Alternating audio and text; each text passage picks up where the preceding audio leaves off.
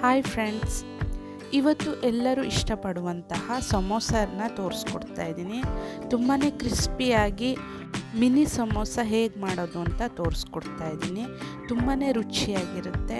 ನೀವು ಶಾಪ್ಗಳಲ್ಲೆಲ್ಲ ತಿಂದಾಗ ಯಾವ ಟೇಸ್ಟ್ ಬರುತ್ತೋ ಅದೇ ಟೇಸ್ಟಲ್ಲಿ ತೋರಿಸ್ಕೊಡ್ತಾ ಇದ್ದೀನಿ. ನೀವು ಕೂಡ ಈ ನ್ಯೂ ಇಯರ್ಗೆ ಇದನ್ನು ಖಂಡಿತ ಟ್ರೈ ಮಾಡಿ, ನಿಮಗೆ ಖಂಡಿತ ಇಷ್ಟ ಆಗುತ್ತೆ. ನಾನಿಲ್ಲಿ ಫಸ್ಟು ಒಂದು ಬೌಲಿಗೆ ಮೈದಾ ಹಿಟ್ಟು 2 ಕಪ್ ಆಗುವಷ್ಟನ್ನು ಹಾಕ್ಕೊಳ್ತಾ ಇದ್ದೀನಿ.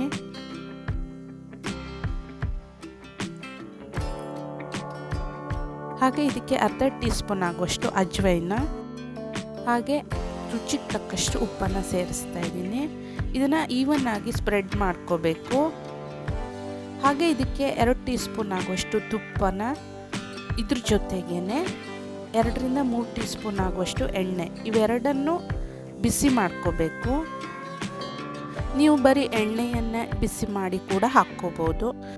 2 ಟೀ ಸ್ಪೂನು ತುಪ್ಪನ ಯೂಸ್ ಮಾಡೋದ್ರಿಂದ ಟೇಸ್ಟ್ ಕೂಡ ಚೆನ್ನಾಗಿರುತ್ತೆ.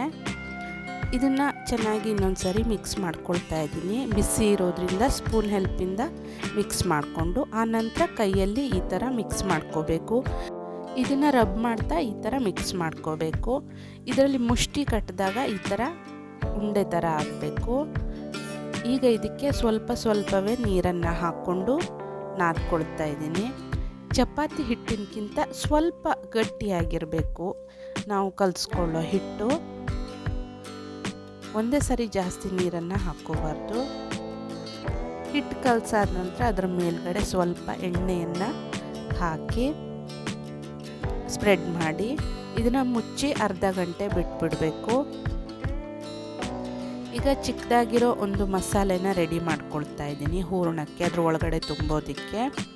ಚಿಕ್ಕ ಮಿಕ್ಸಿ ಜಾರಿಗೆ 1 ಇಂಚ್ ಆಗುವಷ್ಟು ಶುಂಠಿಯನ್ನು ಹಾಕ್ಕೊಳ್ತಾ ಇದ್ದೀನಿ.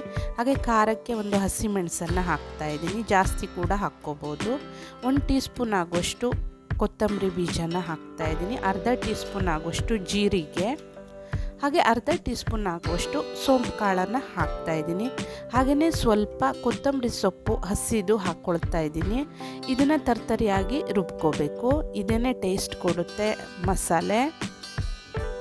ಇದನ್ನು ರೆಡಿ ಮಾಡಿ ಇಟ್ಕೊಂಡಿದ್ದೀನಿ. ಹಾಗೆಯೇ 3 ಆಲೂಗಡ್ಡೆಯನ್ನು ಈ ಥರ ಬೇಯಿಸಿ ಇಟ್ಕೊಂಡಿದ್ದೀನಿ. ಇದರ ಸಿಪ್ಪೆಯನ್ನು ಸುಲಿದು ಈ ಥರ ಸ್ಮ್ಯಾಶ್ ಮಾಡ್ಕೊಳ್ತಾ ಇದ್ದೀನಿ ಕೈಯಲ್ಲೇ. ಇದನ್ನು ಅಷ್ಟೇ ರೆಡಿ ಮಾಡಿ ಇಟ್ಕೋಬೇಕು. ಈಗ ಒಂದು ದಪ್ಪ ತಳದ ಕಡಾಯಿಗೆ ಎಣ್ಣೆಯನ್ನು ಹಾಕ್ತಾ ಇದ್ದೀನಿ 2 ಟೀ ಸ್ಪೂನ್ ಆಗುವಷ್ಟು. ಇದಕ್ಕೆ ಜೀರಿಗೆ, ಸ್ವಲ್ಪ ಸೋಂಪು ಕಾಳು ಹಾಕ್ಕೊಳ್ತಾ ಇದ್ದೀನಿ.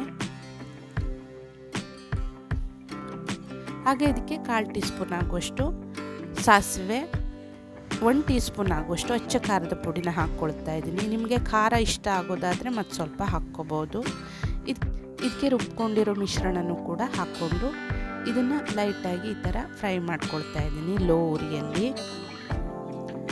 ಹಾಗೆ ಇದಕ್ಕೆ ಬೇಯಿಸಿಟ್ಕೊಂಡಿರೋ ಗ್ರೀನ್ ಪೀಸನ್ನು ಹಾಕ್ಕೊಳ್ತಾ ಇದ್ದೀನಿ. ನೀವು ಹಸಿರು ಕೂಡ ಹಾಕ್ಕೋಬೋದು. ನಾನಿಲ್ಲಿ ಬೇಯಿಸಿರೋದನ್ನ ಹಾಕ್ಕೊಂಡಿದ್ದೀನಿ. ಹಾಗೆ ಇದಕ್ಕೆ ಮೊದಲೇ ರೆಡಿ ಮಾಡಿಟ್ಕೊಂಡಿರೋ ಆಲೂಗಡ್ಡೆಯನ್ನು ಹಾಕ್ಕೊಳ್ತಾ ಇದ್ದೀನಿ. ರುಚಿಗೆ ತಕ್ಕಷ್ಟು ಉಪ್ಪನ್ನು ಸೇರಿಸ್ಕೊಳ್ತಾ ಇದ್ದೀನಿ. ಹಾಗೆ 3/4 ಟೀ ಸ್ಪೂನ್ ಆಗುವಷ್ಟು ಗರಂ ಮಸಾಲ ಪುಡಿಯನ್ನು ಹಾಕ್ತಾ ಇದ್ದೀನಿ. 1 ಟೀ ಸ್ಪೂನ್ ಆಗುವಷ್ಟು ಕಸೂರಿ ಮೇಥಿಯನ್ನು ಹಾಕ್ಕೊಳ್ತಾ ಇದ್ದೀನಿ. ಇವೆಲ್ಲವನ್ನು ಚೆನ್ನಾಗಿ ಮಿಕ್ಸ್ ಮಾಡ್ಕೊಳ್ತಾ ಇದ್ದೀನಿ. ನೀವು ಬೇಕಿದ್ರೆ ಚಾಟ್ ಮಸಾಲನ್ನು ಕೂಡ ಹಾಕ್ಕೋಬೋದು. ನಾನಿಲ್ಲಿ ಇಷ್ಟಲ್ಲೇ ರೆಡಿ ಮಾಡ್ಕೊಳ್ತಾ ಇದ್ದೀನಿ. ಈ ಥರ ಚೆನ್ನಾಗಿ ಮಿಕ್ಸ್ ಮಾಡ್ಕೋಬೇಕು. ಈಗ ಹೂರಣ ರೆಡಿಯಾಗಿದೆ. ಈಗ ಸಮೋಸ ಮಾಡ್ಕೊಳ್ಳೋದಕ್ಕೆ ಈ ಥರ ರೆಡಿ ಮಾಡ್ಕೊಳ್ತಾ ಇದ್ದೀನಿ. ಉಂಡೆಗಳನ್ನಾಗಿ ಮಾಡಿಕೊಂಡು ಓವಲ್ ಶೇಪಲ್ಲಿ ಇದನ್ನು ಲಟ್ಟಿಸ್ಕೋಬೇಕು. ಮಿಡ್ಲಲ್ಲಿ ಈ ಥರ ಕಟ್ ಮಾಡ್ಕೊಳ್ತಾ ಇದ್ದೀನಿ. ಇದರ ಸೈಡ್ಸಲ್ಲಿ ನೀರಿಂದ ಸ್ವಲ್ಪ ಒದ್ದೆ ಮಾಡ್ಕೋಬೇಕು, ಆಗದು ಚೆನ್ನಾಗಿ ಅಂಟ್ಕೊಳ್ಳುತ್ತೆ ಅಂತ. ನಾನೀಗ ತೋರಿಸಿರೋ ರೀತಿಯಲ್ಲೇ ನೀವು ಮಾಡ್ಕೋಬೋದು. ಈ ಥರ ಕ್ವಿಕ್ಕಾಗಿ ಮನೆಯಲ್ಲೇ ಮಾಡ್ಕೊಂಬಿಡ್ಬೋದು ಸಮೋಸನ.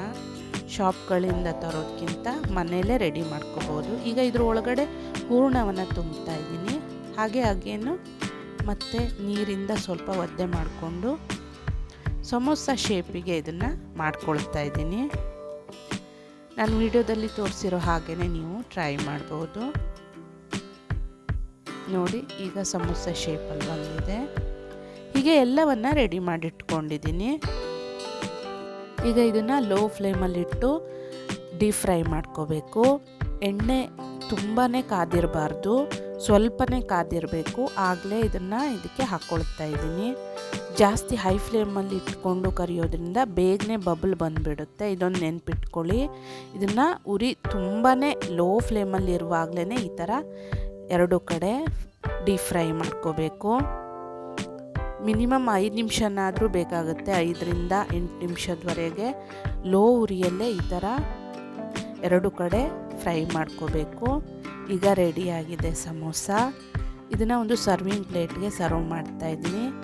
ನಾನಿಲ್ಲಿ ಗ್ರೀನ್ ಚಟ್ನಿ ಹಾಗೂ ಟೊಮೆಟೊ ಸಾಸ್ ಜೊತೆ ಇದನ್ನು ಸರ್ವ್ ಮಾಡ್ತಾಯಿದ್ದೀನಿ. ನೀವು ಕೂಡ ಖಂಡಿತ ಟ್ರೈ ಮಾಡಿ. ನೋಡಿ ಎಷ್ಟು ಕ್ರಿಸ್ಪಿಯಾಗಿ ಬಂದಿದೆ. ಟೇಸ್ಟ್ ಕೂಡ ಅಷ್ಟೇ ಶಾಪಲ್ಲಿ ಸಿಗೋ ಹಾಗೇ, ಬೇಕ್ರಿಗಳಲ್ಲಿ ಸಿಗೋ ಹಾಗೇ ತುಂಬಾ ಟೇಸ್ಟಿಯಾಗಿದೆ. ನೀವು ಕೂಡ ಖಂಡಿತ ಟ್ರೈ ಮಾಡಿ. Thanks for watching.